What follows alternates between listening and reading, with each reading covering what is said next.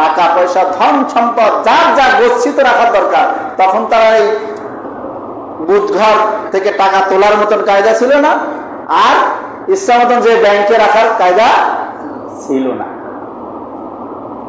তখন মানুষের কাছে গচ্ছিত আকার রাখতো বা নিজেদের আস্তানায় কুড়ে খাড়ে এই জায়গা সে জায়গায় রেখে দিত।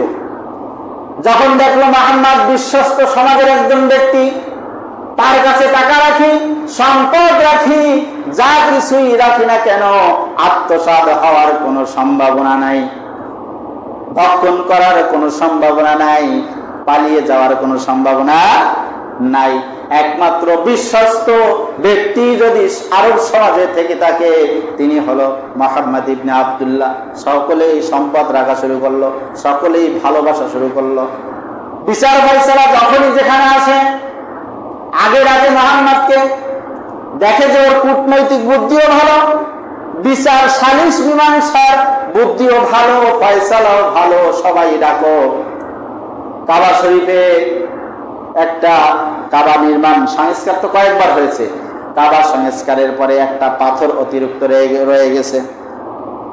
এখন এই পাথরটা রাখার জন্য বলতেছে এটা একটা কাবার পাথর, আগে ছিল জান্নাতি পাথর, সুতরাং এই পাথরটাকে আমরা যে রাখতে পারবো সেই বেশি কি মর্যাদা সম্পন্ন হব। সুতরাং সমাজের সবচেয়ে প্রভাবশালী ব্যক্তি আমি, গোত্র আমাদের সম্ভ্রান্ত, সুতরাং এই পাথরটা আমি রাখবো। এইভাবে করে প্রত্যেক গোত্রের মাতবার সর্দার তিনি দাবি করতে লাগলেন, যে যার গোত্র নিয়ে সে বললেন আমি তো এই পাথর রাখার হকদার বেশি, আমি রাখবো। আপনি বললেন আমি রাখবো, আপনি বললেন আমি রাখবো, আর একজনে বললো আমি রাখবো। জটিলতা পয়দা হয়েছে কিনা? এখন তো মারামারি হয়।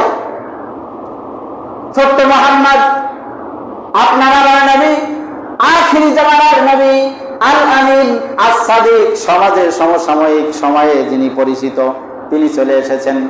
এসে বলছেন, আমার চাচারা, আমার মুরাব্বিরা যারা যেখানে আছেন, আমি ছোট্ট মানুষ, আমি এর জন্য একটা পরামর্শ দিতে পারি।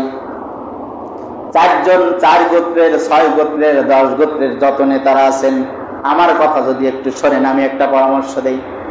সকলে বলল, তোমার পরামর্শ আজ পর্যন্ত কোনোদিন খারাপ দেয়নি, তোমার পরামর্শ আজ পর্যন্ত কারো ক্ষতি বয়ে আনেনি, সুতরাং তোমার পরামর্শ দেওয়ার জন্য আমাদের কোনো আপত্তি নাই, বরং পরামর্শ দিতেই পারো।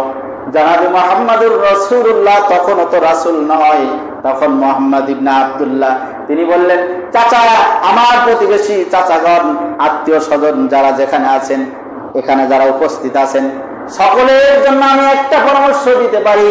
মারামারি দরকার নাই, বিশৃঙ্খলার দরকার নাই, ঝগড়াঝাটির দরকার নাই। একটা চাদর নিয়ে আসেন। চাদর নিয়ে আসা হলো।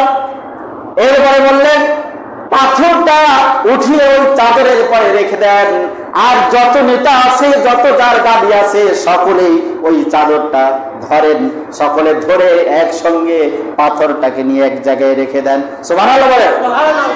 যেখানে হবে রক্তারক্তি, যেখানে হবে খুন খারাপি, যেখানে হওয়ার উপক্রম হয়ে গেল মারামারি, সেখানে আপনার আমার নবী ছোট মুহাম্মদ ইবনে আব্দুল্লাহ তিনি দাঁড়িয়ে ছোট্ট করে যে পরামর্শটা দিয়ে দিয়েছিলেন, ওই আরব সমাজের শান্তি ফিরিয়ে আনতে সক্ষম হয়েছিলেন। সুবহানাল্লাহ বলে। এই ছিল তার ছোট্ট জীবন থেকে তার ভূমিকা সমাজ সংস্কারের জন্য। সুবহানাল্লাহ বলেন। তিনি বড় হতে লাগলেন, সংগ্রাম করতে লাগলেন, চেষ্টা করতে লাগলেন, নবুয়ত পেয়ে গেলেন। 40 বছর বয়সে নবুয়ত পেয়ে গেলেন। এর আগে 3 বছর পর্যন্ত তিনি ধ্যানমগ্ন ছিলেন। 5 বছর, 3 বছর, মানে এই 37 বছর পর্যন্ত সমাজের সাথে যুদ্ধ করে যাচ্ছেন। কি যুদ্ধ? নিজে সম্পদ ঘোষণার যুদ্ধ।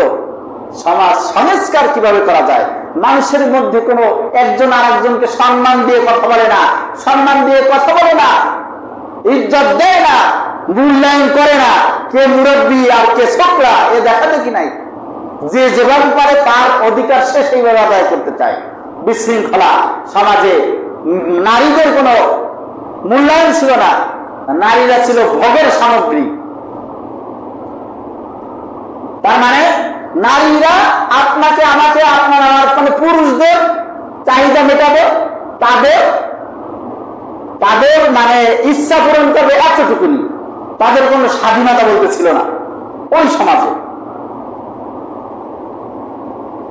এরপরে তখনকার একটা রেস্তা ছিল, নিয়ম ছিল, খুন কা বদলা খুন। হ্যাঁ, আল কিতাল বিল কিতাল, হত্যার পরিবর্তে হত্যা। থিওরি ছিল কি?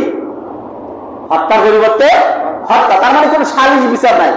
এক গ্রুপের কেউ হত্যা করছে, পাল্টা এরা আবার সেই গ্রুপের কেউ হত্যা করবে, এই ছিল। তো এই দিকে সমাজ শান্তি আসা সম্ভব ছিল? আমাদের সমাজে এখনো কিছু কিছু লোক এরকম কিন্তু আছে। তখনও এর থেকে ভয়াবহ রূপ ছিল। আর তখন তারা এরকম ওই এত কিছু মানি মামলা, হামলা জামলা, এদিক সেদিক ওই রকম ছিল না সিস্টেম।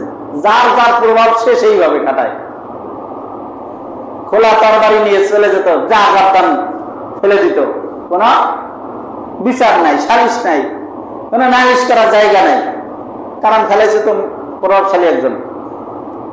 সেই সময় সংস্কার করতে করতে সেই ছোট্ট কাল থেকে শুরু করে 37 বছর পর্যন্ত সমাজে কিন্তু শান্তি ফিরিয়ে আনতে পারে নাই।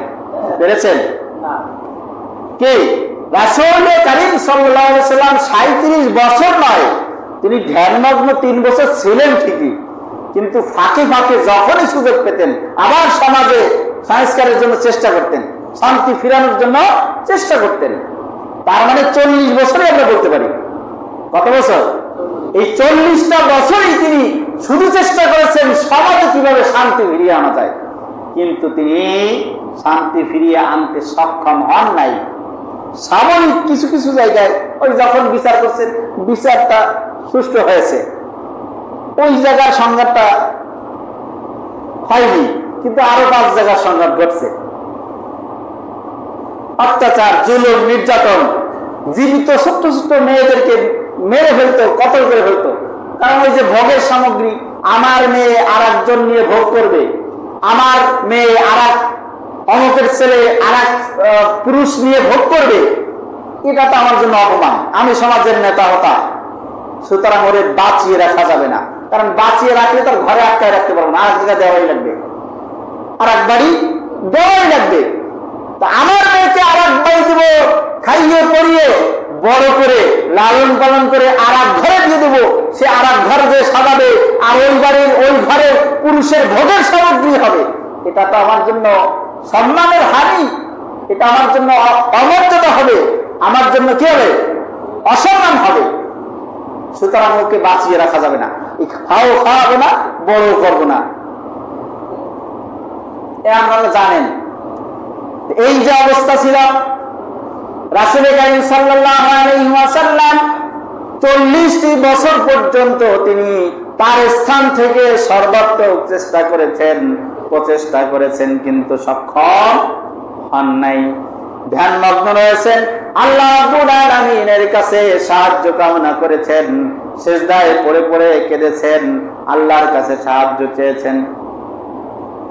এইভাবে করতে করতে আল্লাহর নবী জনাব মুহাম্মদুর রাসূলুল্লাহ 40টি বছর যখন পদার্পণ করলেন, 40 বছরে যখন 40 বছর পূর্ণ হয়ে গেল, আল্লাহ রাব্বুল আলামিন তার দোয়া কবুল করলেন, আর তার কাছে একজন ব্যক্তিকে পাঠিয়ে দিলেন, ব্যক্তিরূপী ফেরেশতা, মানে মানুষ রূপী একজন ফেরেশতা পাঠিয়ে দিলেন। সেই ফেরেশতার নাম কি? জিবরাইল আলাইহিস সালাম। প্রথম যখন তিনি দর্শন করেছেন, তার পা থেকে মানে জমিন থেকে আসমান পর্যন্ত মানে বিশাল আকৃতি নিয়ে তিনি সামনে হাজির। হঠাৎ করে একজন অচেনা মানুষও যদি আপনার আমার সামনে নির্জনে এসে দাঁড়ায়, কথাবার্তা ছাড়া, একটু ভাব গাম্ভীর্যপূর্ণ অবস্থায়, আপনার আমার অবস্থা কি হয়? কি ভয় লাগে কিনা, আতঙ্ক সৃষ্টি হয় কিনা? নবী করিম সাল্লাল্লাহু আলাইহি ওয়াসাল্লাম হেরা গুহার মধ্যে ধ্যানমগ্ন অবস্থায় হঠাৎ করে দেখেন ওই বিশাল আকৃতির একজন মহাপুরুষ, একজন মানুষ সামনে দাঁড়িয়ে আছে। তিনি দেখে ভীত সন্ত্রস্ত হয়ে গেলেন, ভয় পেয়ে গেলেন, তিনি ঘাবড়ে গেলেন। কিন্তু ঘাবড়ে যেও মাপ পান নাই। মাপ পান নাই মানে কি? তিনি এখন বলতেছে, ইয়া মুহাম্মদ ইকরা, এই মুহাম্মদ পড়ো। আনা মা করি, আমি তো কারি না, আমি পড়তে পারি না। আচ্ছা তুই পড়ো, ইকরা। আমি পড়তে পারি না। এরপর ধরছে সেই, এইভাবে করে আটোসাটো করে বুকের সঙ্গে চেপে ধরেছে, চেপে ধরে বলছে, ছেড়ে দিয়ে বলছে, ইয়া মুহাম্মদ ইকরা। আল্লাহ নবী সঙ্গে সঙ্গে পড়া শুরু করলেন। ওই সূরা আলাকের প্রথম 5টি আয়াত পড়া শুরু করলেন। ইকরা বিসমি রাব্বিকাল্লাযী খালাক, খালাকাল ইনসানা মিন আলাক, ইকরা ওয়া রাব্বুকাল আকরামুল্লাযী আল্লামা বিল কলম, আল্লামাল ইনসানা মা লাম ইয়ালাম। 5 আয়াত পড়লেন। এখানে একটা রহস্য, জিবরাইল চেপে ধরেছেন, চেপে ধরেছেন। আপনি আমি সমাজে একটু খেয়াল করবেন, মানে আমরা অনেক সময় যে জায়গায় যাই চেষ্টা করি একটু আশপাশে কোনো ব্যতিক্রম কিছু দেখলে ওইটা হজম করার।